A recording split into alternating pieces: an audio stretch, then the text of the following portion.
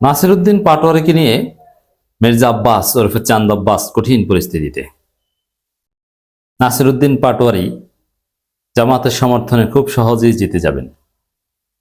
ঢাকায় যারা এমপি হবেন তাদের মধ্যে নাসিরউদ্দিন পাটোয়ারি একজন, এবং আগামী নির্বাচনে বিএনপির হেভিওয়েট যেসব সিনিয়র নেতা পরাজিত হবেন, এটা 2008 সালে আওয়ামী লীগের বিএনপির ক্ষেত্রে যেটা ঘটেছিল। অনেক বড় বড় বিএনপি নেতা, ব্যারিস্টার মওদুদ আহমেদ থেকে শুরু করে বিএনপির গুরুত্বপূর্ণ কেউ জিততে পারেনি। জামাতের ক্ষেত্রে সেম, যদিও ওটা ছিল পুরোপুরি একটা ইঞ্জিনিয়ার্ড ইলেকশন। যেভাবে হোক পরাজিত হয়েছিল। তো এবার যারা পরাজিত হবে, মির্জা আব্বাস তাদের মধ্যে একজন, তিনি জিততে পারবেন না। তো দর্শক, মির্জা আব্বাসের অবশ্য পরাজয়ের রেকর্ডই বেশি। তার আসনে জাতীয় রাজনীতির অন্যতম পরিচিত মুখ এবং হিট নেতা এবং তুমুল আলোচিত এবং বিপ্লবী নেতা জনাব নাসিরউদ্দিন পাটোয়ারি বিদ্যুতের গতিতে এগিয়ে যাচ্ছেন। এবং নাসিরউদ্দিন পাটোয়ারির যে এই অগ্রগতি, এটা দেখে মির্জা আব্বাস ভয়ে থরথর করে কাঁপছেন।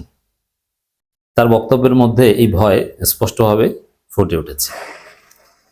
দর্শক, তার আগে বলে নিই যে নাসিরউদ্দিন পাটোয়ারি সারা বাংলাদেশের যত জোটের সমীকরণ আছে, সমস্ত জোট প্রার্থীদের মধ্যে স্মার্টলি পরিস্থিতি ডিল করে এগিয়ে গেছেন। হ্যাঁ, জামাত জোট সবচেয়ে নিরাপদ জোট। জামাতের সাথে যারা জোট করবে, জামাত তাদের জন্য আন্তরিকভাবে প্রয়োজনে জীবন দিয়ে দিবে। এই জন্য জামাতের সাথে জোট করতে পারা এটা একটা আল্লাহর রহমত। জীবনে অনেক বন্ধুত্ব বলে না যে আল্লাহর রহমত, তোর মতো বন্ধু পাওয়া এটা আমার জন্য ভাগ্যের। অনেকে বলে না যে বন্ধু বন্ধুর জন্য সবকিছু উৎসর্গ করে দিতে পারে, স্যাক্রিফাইস করতে পারে। এরকম অনেক ঘটনা ঘটে, অনেক হিস্ট্রি বা অনেক এক্সাম্পল আছে। তো জামাতের সাথে জোটে শরিক হতে পারাটা, জামাতের নেতৃত্বে, বিএনপির নেতৃত্বে জামাত জোট এবং তার পার্ট, দ্যাটস ডিফারেন্ট। সেখানে কিন্তু জামাত দায়িত্বশীল কিংবা প্রধান লিডার নয়, তখন জামাত ইজ পার্ট। কিন্তু এখন হচ্ছে জামাত এখানে নেতা। জামাতের নেতৃত্বে জোট করতে পারাটা আসলে একটা নেয়ামত। এটা নাসিরউদ্দিন পাটোয়ারি হারে হারে টের পাচ্ছেন, এবং পাটোয়ারি পরিস্থিতি কাজে লাগিয়ে বিদ্যুতের গতিতে এগিয়ে যাচ্ছেন। এবং এটা দেখে মির্জা আব্বাস ভয়ে থরথর করে কাঁপছেন। জামাতের সাথে দেখেন, নাসিরউদ্দিন পাটোয়ারি জামাতের বিরুদ্ধে অনেক উল্টোপাল্টা কথা বলেছেন। নাসিরউদ্দিন পাটোয়ারি নিজেই সাবেক শিবির, কিন্তু তারপরও বলেছেন। কিন্তু এখন দেখেন জামাতের লোকজন তার জন্য যে আন্তরিকভাবে কাজ করছে। নাসিরউদ্দিন পাটোয়ারি ঢাকা মহানগর দক্ষিণ অফিসে যে বসে থাকেন, পল্টন থানা আমির থেকে শুরু করে সবার সাথে সুসম্পর্ক, শাহবাগ থানা আমির সবার সাথে। এই জায়গায় দর্শক, নাসিরউদ্দিন পাটোয়ারির সম্ভাবনা দিন দিন বাড়ছে। এমনিতেই জামাত এককভাবেই বিভিন্ন জরিপে ঢাকা ৮ আসনে এগিয়েছিল, সিগনিফিকেন্টলি এগিয়েছিল। কারণ মির্জা আব্বাসের রাজনীতি মূলত পিনাকি ভট্টাচার্যই খেয়ে দিয়েছেন, এর সব অপকর্ম ফাঁস করে দিয়ে। এবং মির্জা আব্বাসের আরো ভয়ানক অপকর্ম পিনাকি ভট্টাচার্যের কাছে রিজার্ভ আছে, ভোটের আগে আগে সময় মতো এটা তিনি ছেড়ে দিবেন। কি আকাম করেছেন মির্জা আব্বাস, কোথায় টাকা পেয়েছেন, একজন টোকাই টাইপের নেতা কিভাবে এত বড় ধনী হয়েছে, কিভাবে ব্যাংকের মালিক হয়েছে, অথচ বাপ ছিল পুরি এবং সিঙ্গারা বিক্রেতা। গরুর হাটের দালালি এবং ইজারাদারি করতে করতে আজকে ব্যাংকের মালিক হয়েছেন। এগুলো যেহেতু ফাঁস হয়ে গেছে, এবং অশিক্ষিত টাইপের, সরোয়ার্দী কলেজ থেকে 3rd ক্লাসের ডিগ্রি পাস করা, কেরানির চাকরিও যিনি পেতেন না, তিনি এসেছেন ঢাকা বিশ্ববিদ্যালয় গ্রাজুয়েট বিজনেস ফ্যাকাল্টির মেধাবী স্টুডেন্ট নাসিরউদ্দিন পাটোয়ারির সাথে লাগতে। এটা সম্ভব নয়, তাও আবার নতুন বাংলাদেশ, তারুণ্যের বাংলাদেশে। এক বৃদ্ধ মির্জা আব্বাস, এই বৃদ্ধদের রাজনীতি বাংলাদেশে চলে না, এখন তারুণ্যের রাজনীতি চলে। তো দর্শক, এই জায়গায় নাসিরউদ্দিন পাটোয়ারি স্মার্ট ছেলে সুনিপুণভাবে জামাতের সহায়তায় এগিয়ে যাচ্ছেন।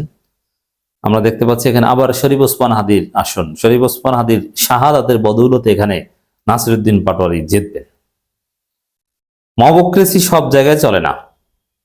ঢাকা শহরে আমি ভেসে আসি নাই, কেউ যদি ঢাকা 8 আসনে মব করে তাহলে তার দায় তাকেই নিতে হবে। দেখেন, এটা মির্জা আব্বাসের বক্তব্য। প্রথম কথা হচ্ছে যে এই মবক্রেসি, মব, এই শব্দটা 5 আগস্টের আগে আপনি কখনোই শোনেন নাই। এটা 5 আগস্টের পর ভারতীয় মিডিয়া এই শব্দটা আবিষ্কার করেছে। ইন্টারেস্টিংলি ভারতের দালালেরা সেটাকে পিক করেছে। আপনি প্রতিবাদ বা বিশৃঙ্খলাও বলেন, আপনি 5 আগস্টের আগে যা বলতেন সেটা বলেন, বিশৃঙ্খলা, সন্ত্রাস এগুলো বলেন, কিন্তু মব এটা পেয়েছেন কোথায়? মব আবার মবক্রেসি একাডেমিক টার্মিনোলজি বানিয়ে ফেলেছেন। এর মানে আওয়ামী চিন্তা চেতনায় বিশ্বাসী এই মির্জা আব্বাস, নাম্বার 1। দ্বিতীয় হচ্ছে, এই মবের কথা বলে কারা? যারা সবসময় মাইরের ভয় থাকে, যারা জনরোষের ভয় থাকে, তারা বলে মবের কথা। মব কি? মব হচ্ছে জনতার প্রতিরোধ যেখানে সরকার ব্যবস্থা নিতে ব্যর্থ। যেমন একজন চোর, চোরকে যদি রাষ্ট্র সময় মতো ধরতে পারে তাহলে ওই চোর আইন অনুযায়ী তার বিচার হবে। কিন্তু রাষ্ট্র, পুলিশ কেউ আসে না, ডাকাত, সরকারের লোকের কোনো খবর নাই, জনগণ ধরতে পারলে তো ইচ্ছে মতো পিটাবে। যেমন সিসি রাকিব, পুলিশ ধরে না, তো জনগণ ধরে জুতার মালা পরাইছে, এটাকে বলে মব। তো এই জায়গায় মবের মূল এসেন্স হচ্ছে জনরোষের ভয়। তা মির্জা আব্বাস জনরোষের ভয় করছেন, এ কারণে এখন বলছেন যে মব মব মব। এর মানে তিনি জনরোষে পড়লে এর দায় নাকি নাসিরউদ্দিন পাটোয়ারিকে নিতে হবে, এটা তো বুঝিয়েছেন। তা আপনি জনরোষে পড়বেন কেন ভাই? এই ভয় আপনার কেন? নাসিরউদ্দিন পাটোয়ারি যেভাবে মসজিদ থেকে ফজরের নামাজ পড়ে প্রচারণা শুরু করেন এবং টুপি পরে বাংলাদেশের ধর্মপ্রাণ মানুষের কাছে যান, ঢাকা 8 আসনের, মির্জা আব্বাস যদি ওরকম করেন, মির্জা আব্বাস তো প্রোটোকল ছাড়া ওইভাবে জনগণের কাছে যেতেই পারবেন না। নাসিরউদ্দিন পাটোয়ারি যেরকম অবলীলায় সাধারণ জনগণকে ফেস করেন, সমালোচনা সহ্য করেন, জবাব দেন, তাদেরকে কনভিন্স করেন, মির্জা আব্বাস এরকম 2 দিন যান না। তার আশেপাশে লেসপেন্সারই থাকে কয়েকশো, জনগণের কাছে যাবে কিভাবে? এখন কি জনরোষের ভয় করেন? যে নেতা জনরোষের ভয় করে সে কখনো জননেতা হতে পারে না। এই মব টপ বলা এটার মাধ্যমে প্রমাণিত হয় যে আওয়ামী লীগ বা ফেসিবাদের দালালেরা বাংলাদেশে যে ভয় আছে, যে জনতা কখন প্রতিরোধ শুরু করে, এখন মির্জা আব্বাসও ওই ভয় আছে, কারণ জনতা কখন প্রতিরোধ শুরু করে। জনতার প্রতিরোধ বা জনরোষের মুখে তো সেই শরীফ ওসমান হাদি যেদিন গুলিবিদ্ধ হয়েছিলেন সেদিন ঢাকা মেডিকেলে পড়েছিলেন। অতএব মির্জা আব্বাস জানেন যে তিনি এখন রাস্তাঘাটেও ঠিক মতো হাঁটতে পারেন না, জনতার জনরোষে পড়ার সম্ভাবনা থাকে। তরুণ প্রজন্ম দেখলেই বলবে যে এই চাঁদ আব্বাস। ঢাকা বিশ্ববিদ্যালয় এলাকায় ভোট চাইতে যাবেন, দেখুন পোলাপান বলবে চাঁদ আব্বাস আসছে। এই হচ্ছে বাস্তবতা দর্শক। ঢাকা শহরে ভেসে আসি নাই, তাহলে কি নাসিরউদ্দিন পাটোয়ারি ভেসে এসেছে? মানে কি ঢাকার কি জমিদার মনে করেন? এইসব জমিদারি মার্কা রাজনীতি বাংলাদেশে চলবে না। আমি আমার একটা ব্যক্তিগত অভিজ্ঞতা বলি। আমি জীবনে বাংলাদেশে একবার ভোট দিতে পেরেছি, ঢাকা দক্ষিণ সিটি কর্পোরেশন নির্বাচনে। সেই নির্বাচনে আমি দুর্ভাগ্যবশত এই মির্জা আব্বাসকেই ভোট দিয়েছিলাম।